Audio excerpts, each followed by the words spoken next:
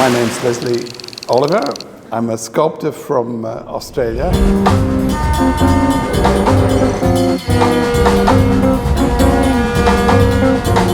And I was having an exhibition of my work in Sydney, and Ajahn Naidi walked in and we made friends, and I said, I'm coming to Thailand. So when I came here, he said the school would like me to teach a class in plastic sculpture.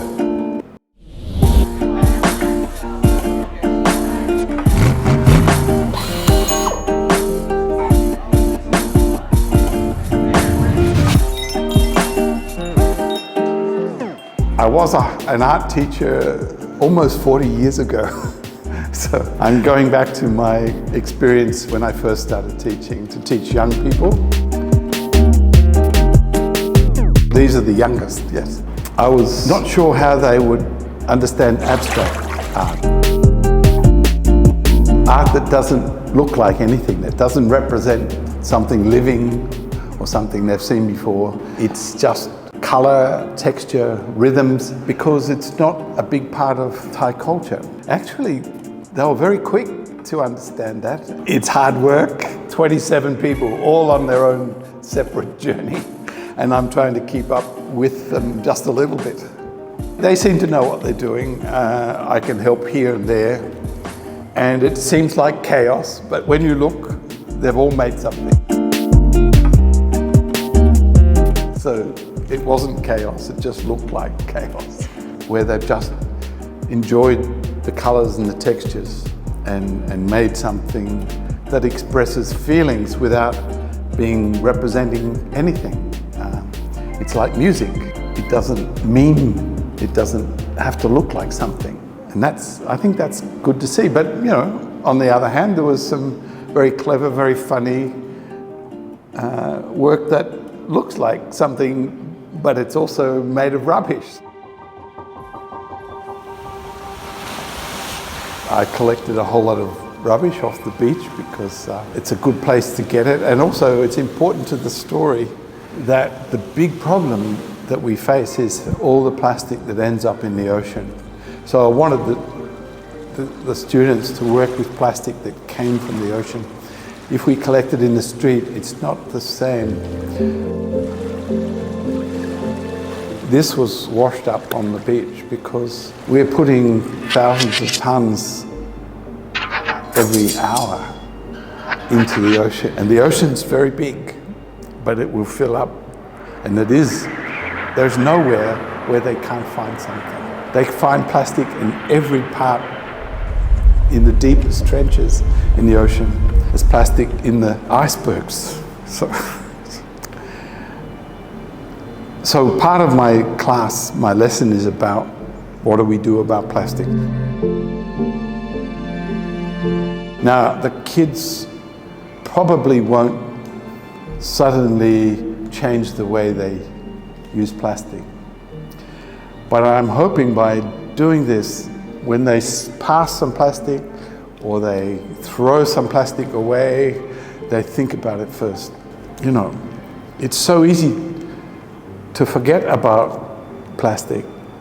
Here I am, I'm thirsty and I'm having a drink and I really need it. I'm very thirsty.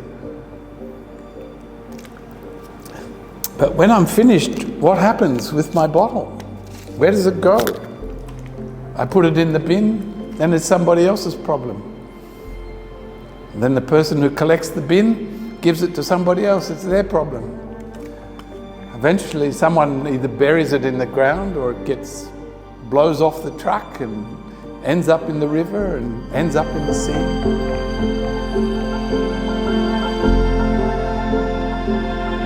Our generation made a big mess. It's terrible. It's our fault.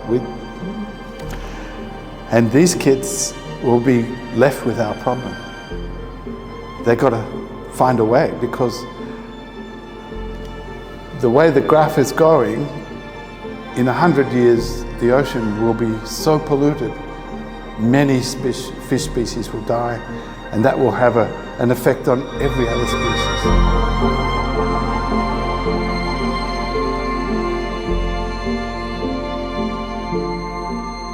they will think more about it because of this exercise.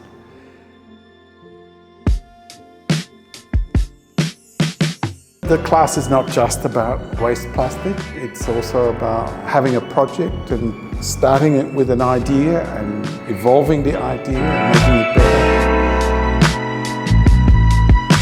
I keep telling them every week, okay, you might think you're finished, but can you improve it? Is there something you can do to make it better?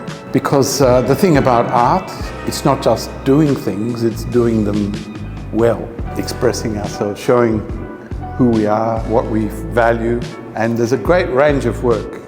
There's some very careful work, very beautiful work, some very quick, rough work, which also expresses the energy of the student. So when they see their work on the wall, they'll all see their different personalities. And I think when the parents see the work, yes, that looks like my daughter's work, that looks like my son's work. Something about what's inside them will be in their creation. And then I think it's very important to celebrate it, to put it up so everyone can see it's not just thrown away, again like rubbish, it's valued. I make the comparison with cooking a meal. I mean, you don't want to cook a nice meal and then just throw it away. You want people to enjoy it, to eat it. And artwork's the same. If you don't have people come and enjoy it and present it nicely so it can be seen without mess around it, so it's clear. And I think they'll feel pride in what they've done. One of the lessons we have from this is that we shouldn't prejudge things. We shouldn't prejudge people. We shouldn't prejudge a material. We might look at something and say, oh, this is rubbish. But then look, we've made something beautiful. And we might meet somebody and think, oh, this person's not interesting, they've got nothing special to offer. But put them in the right situation. That person will have something very special to offer. We should value everything and understand that everything has potential, even rubbish.